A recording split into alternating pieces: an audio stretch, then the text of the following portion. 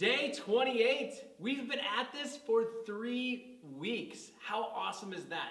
You have stayed in there and stuck in there, and we celebrate you. We are beginning today, week 4 of this 40-day prayer trek. So thank you for hanging in there. And in fact, today's verse comes from Matthew 25, verse 23, where Jesus is telling a parable. And in that parable, the master says, "Well done, good and faithful servant."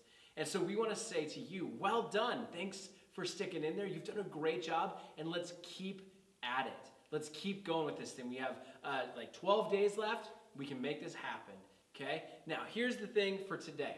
When this master says, well done, good and faithful servant, he's talking to a guy who he gave a bunch of bags of gold to.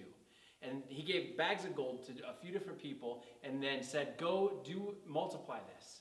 And they came back, and one multiplied it big, one multiplied it not as big, but still multiplied it, and one had just buried it in the ground, brought it back, and it was the same amount. There was no increase in the value.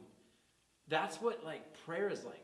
We sometimes have these gifts that God has given us, our abilities, and we pray for things that God's given us the ability to accomplish on our own.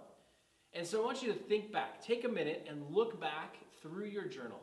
Are there any prayers that you have prayed so far that you really actually have the ability to answer on your own with the own abilities that God has given you? Or can you think of someone that you've heard, maybe a family member that you've prayed with or a friend that you've prayed with that has prayed for something, and you have the ability to be the answer to that prayer?